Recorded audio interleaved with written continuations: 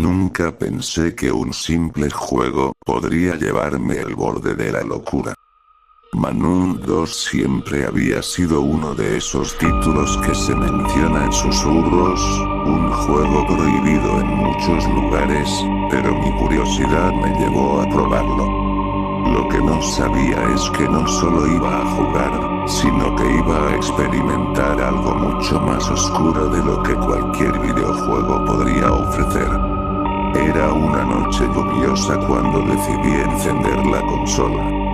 La pantalla parpadeó y el sonido del menú principal resonó en mi habitación, un eco inquietante que parecía invitarme a adentrarme en un mundo donde la violencia y el horror eran la norma. Al principio, todo parecía un juego. La mecánica de sigilo, la tensión constante, la adrenalina. Pero a medida que avanzaba, el contenido se tornaba cada vez más grotesco.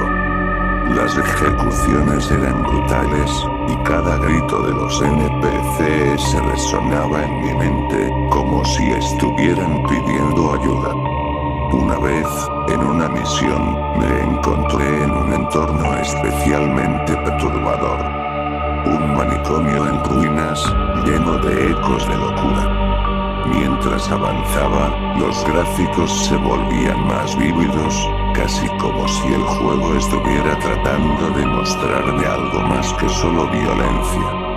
Las paredes estaban manchadas de sangre, y cada esquina parecía esconder una historia de desesperación.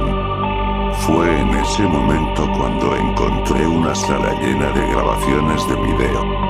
Al principio, pensé que eran solo elementos del juego, pero al verlas, me di cuenta de que había algo más. Las grabaciones mostraban a personas en sus últimos momentos, muchas de ellas hablando sobre sus luchas internas, sus deseos de acabar con todo. La desesperación era palpable. Uno de ellos, un hombre con un rostro demacrado, miraba a la cámara y decía: "No hay salida. Solo el silencio eterno". Su voz resonó en mi mente incluso después de que la grabación terminó. En ese instante, sentí un escalofrío recorrerme, como si el juego estuviera intentando comunicarme algo, un mensaje oculto entre la sangre y el gore.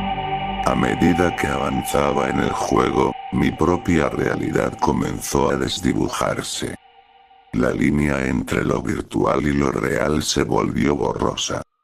Las imágenes de las ejecuciones se mezclaron con recuerdos de mi propio pasado, momentos de tristeza y soledad que había intentado enterrar.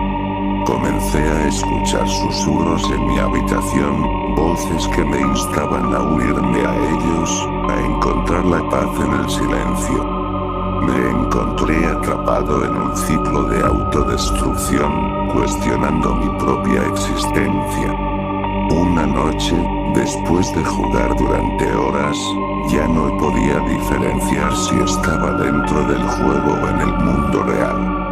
Sentía que el personaje y yo éramos uno. La sensación de vacío me invadió, y en un impulso desesperado, busqué algo que me liberara.